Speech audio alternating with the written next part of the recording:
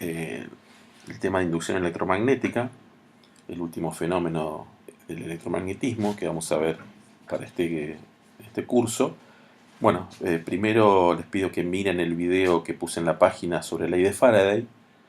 En ese video se muestra el fenómeno de la inducción electromagnética en forma experimental, que se ve que cuando hay en presencia de un campo magnético variable, si se tiene un conductor cerrado, se genera una corriente. Esquemáticamente acá podemos ver que lo que se hace es tener un conductor cerrado, es decir, sin ninguna batería, solamente un conductor conectado a un sensor de corriente, a un amperímetro, y el movimiento de un campo magnético produce una corriente, tanto si se mueve hacia arriba o hacia abajo, pero en el momento que el imán se queda quieto, es decir, que el campo magnético empieza a ser uniforme, estático, perdón, no uniforme, ya no hay más corriente. Entonces, esta ley de inducción, porque se dice que el campo magnético induce un campo eléctrico, se la conoce como ley de Faraday y hay muchas aplicaciones que se basan en este principio. Bueno, acá hay un cambio de denominación en el voltaje, ya que como vimos, para generarse una corriente en un conductor es necesario que dentro del conductor haya un campo eléctrico. Entonces, de observar esa corriente que se genera en el conductor, podemos deducir que hay un voltaje, hay una diferencia de potencial en ese conductor. Bueno, para el caso de estos voltajes inducidos por campos magnéticos, en vez de llamárselo voltaje, se lo llama fuerza electromotriz. Eso tiene una raíz histórica, pero bueno, se usa mucho ese término, que es fuerza electromotriz o FEM. Bueno, la ley que relaciona el campo magnético variable y el voltaje o la FEM inducida, que es la ley de Faraday, la tenemos acá, es una ley matemática bastante sencilla de escribir, pero indirecta, digamos. Para poder calcular estos términos hay que trabajar un poco. En palabras sería que la FEM inducida, es decir, el voltaje, es igual a la derivada del flujo magnético respecto del tiempo, es decir, a los cambios de flujo magnético, y con un signo menos. Ya vamos a ver la importancia de este signo menos, ¿no?, desde el punto de vista físico. Entonces, esto a continuación vamos a ver cómo se calculan estas cantidades, ya vamos a relacionarlo con el campo magnético, pero de acá podemos ver que si esta magnitud que está relacionada con el campo magnético es constante, su derivada es cero y no hay FEM inducida. Entonces, esta FEM es debida a cuando esta magnitud del flujo magnético es variable, que es más o menos lo que se vio que en la experiencia, que cuando está quieto los imanes, que implican un flujo constante, no se inducen corrientes, es decir, que no hay voltajes a través del conductor. Bueno, la magnitud que tenemos que aprender a calcular es el flujo magnético. El flujo magnético, como viene su nombre recordando el flujo de agua, digamos, de un fluido, tiene que ver con tanto el campo magnético como con la orientación. Acá está dibujado un campo magnético constante y el flujo tiene que ver con cuánto campo magnético hay dentro de una cierta área del espacio. Ese flujo tiene que ver con la magnitud del campo magnético, es decir, cuanto mayor es el módulo del campo magnético, mayor va a ser el flujo. Cuanto mayor es el área, también mayor va a ser el flujo, pero también tiene que ver con la inclinación que hay entre la dirección del campo magnético y el área, el plano que contiene el área, que en este caso se representa, como ya vimos, con un vector perpendicular al área, cuya magnitud es proporcional al área y su dirección es normal. Entonces, si el campo magnético es uniforme, este flujo magnético es directamente el producto escalar entre el campo magnético por el área. Es decir, que acá lo que importa, en el flujo magnético, lo que importa son las componentes del campo magnético perpendicular al área. Todas las componentes paralelas no intervienen porque el producto escalar las elimina. Es decir, que si el campo magnético es perpendicular al área, directamente es B por el área, y si está a 90 grados, es decir, que ahí no hay líneas de campo que lo atraviesan, el flujo es cero. Y bueno, valores intermedios van variando con el coseno del ángulo. Bueno, esto para el caso que el campo magnético sea uniforme. Cuando el campo magnético no es uniforme, es decir, que en cada punto del espacio el campo magnético es diferente, este cálculo es bastante más complejo porque hay que sumar las contribuciones de cada pequeño diferencial de área y hay que hacer una integral en todo el área. Si esta es una integral sobre el área, tiene sus complicaciones, pero bueno, nosotros no vamos a hacer este tipo de cálculos, sino que lo vamos a hacer para el campo magnético uniforme. Pero la definición formal completa de un flujo magnético es calculando un área, una integral del campo magnético en todo el área. Bueno, entonces como decíamos, uno puede tener una espira en un campo magnético y puede haber una variación de flujo debido a un cambio de orientación. Esto es lo que se representa en este dibujo, donde no hay un cambio, digamos, el área es el mismo, el área de la espira es el mismo, el campo magnético es el mismo, pero lo que cambia es el ángulo. Hay una variación de la orientación y eso produce una variación de flujo. En este caso el flujo es cero, acá tenemos un flujo intermedio y acá el flujo es máximo, directamente B por el área. Bueno, otra cosa que se muestra en esta figura, que uno en vez de tener una sola espira, puede tener un arrollamiento, es decir, unas vueltas, varias vueltas de espiras, formando una espiral, digamos, y con eso el área que hay que considerar es el área de cada espira. Entonces, en el cálculo de la FEM, cuando hay varias vueltas de un enrollamiento, a la variación del campo magnético hay que multiplicarla por el número de vueltas. Es decir, si tengo un enrollamiento de 10 vueltas, la FEM va a ser 10 veces más grande porque el N multiplica a la variación de flujo. Es 10 veces más grande que el de una espira. Bueno, vamos a ver un ejemplo.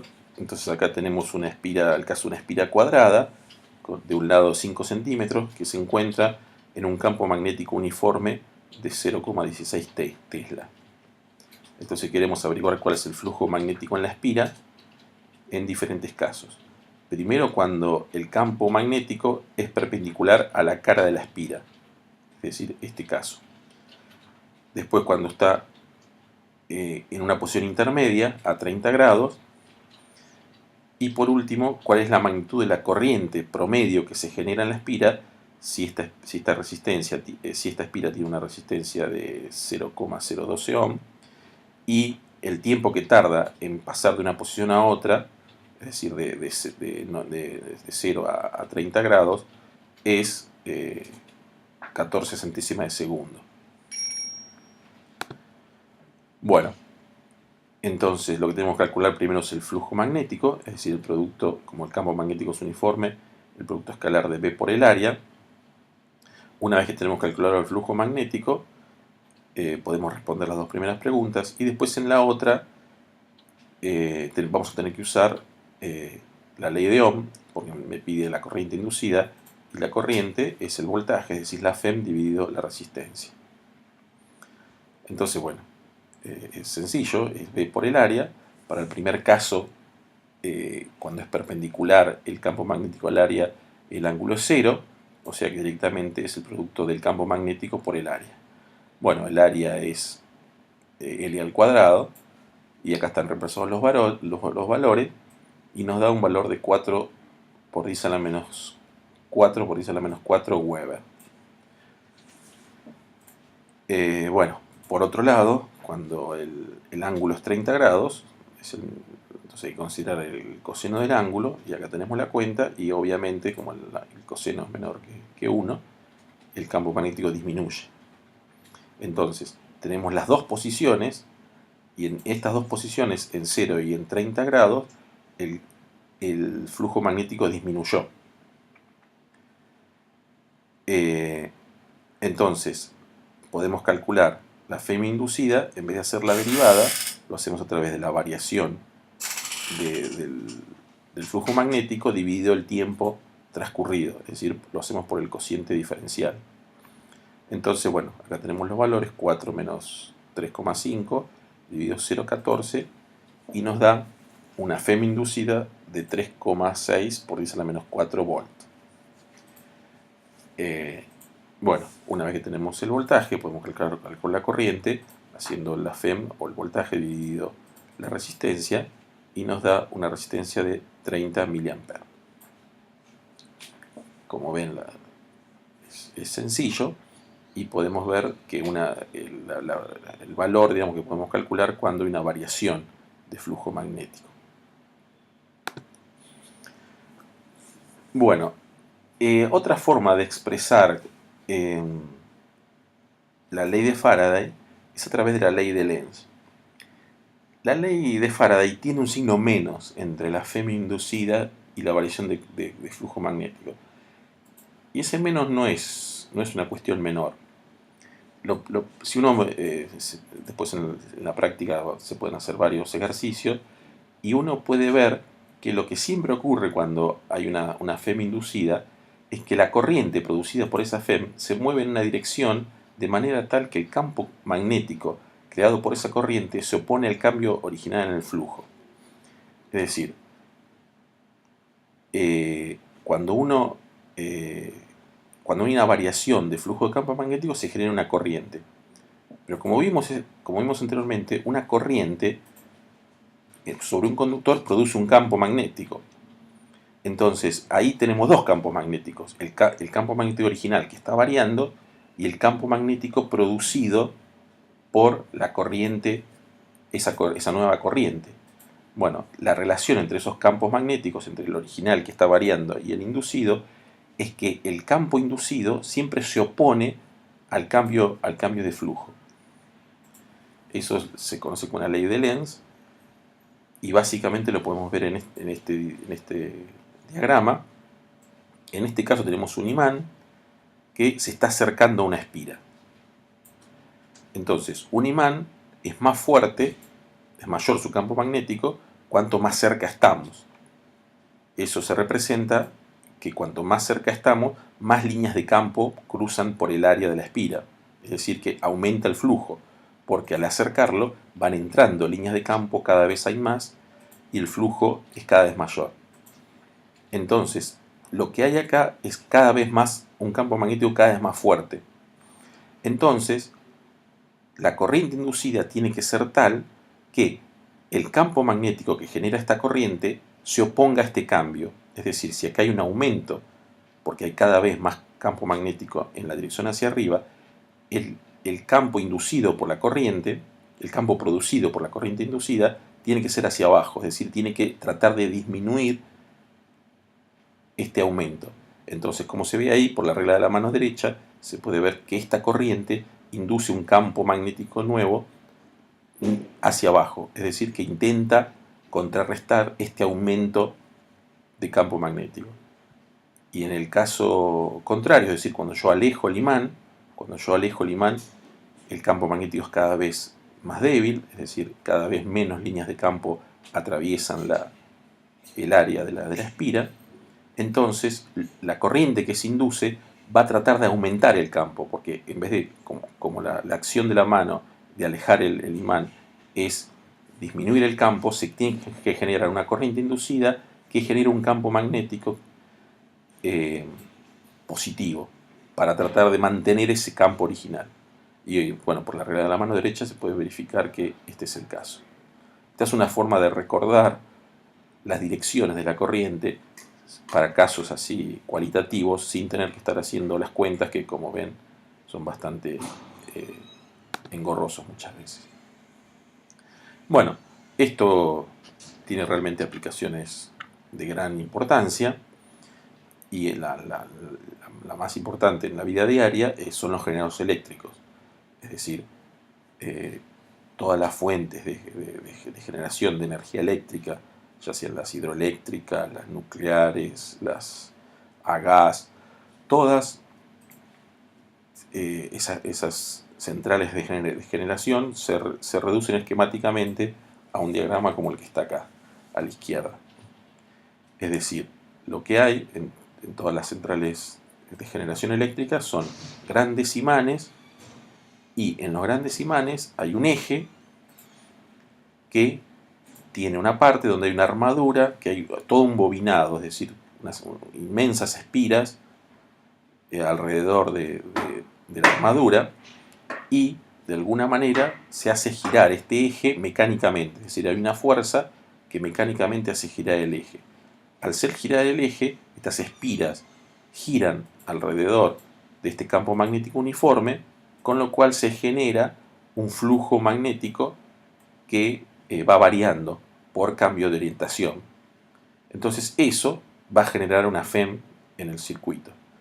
Bueno, esta FEM es de esta forma, o sea, una forma armónica, un seno o un coseno, y en las grandes centrales lo que hay es una fuerza mecánica que mueve esto. Por ejemplo, típicamente estos ejes tienen unas paletas, y al hacer pasar agua o algún gas, mueven las paletas, y esa energía mecánica se transforma en energía eléctrica por inducción. Bueno, acá está la cuenta de este sistema. Entonces, bueno, la FEM inducida dijimos que es igual a la derivada del flujo magnético respecto del tiempo. Tenemos que calcular la derivada del flujo, que en este caso el área y el campo son constantes. Entonces acá lo que está variando es la orientación, es decir, el θ. ¿Por qué? Porque lo que hay al girar hay una velocidad angular que es de θ de t. Entonces tenemos un ángulo que varía con el tiempo con omega t. Entonces, si uno hace esta derivada, estos términos son constantes, y me queda la derivada del coseno de omega t. Derivando esto me queda b por a por omega por el seno de omega t. Eso para el caso de una espira. Si tengo n espiras, como es el caso, me queda esto multiplicado por n. Es decir, que me queda n por b por a por omega t. Por omega por el seno de omega t. Entonces, perdón.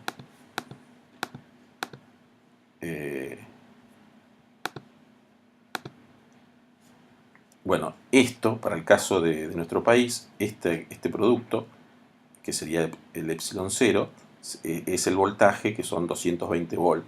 O sea que estos son 220 y estos menos 220. Y la frecuencia, es la frecuencia a la que gira esto, son 50 Hz. O sea que es una frecuencia de 50 veces por segundo.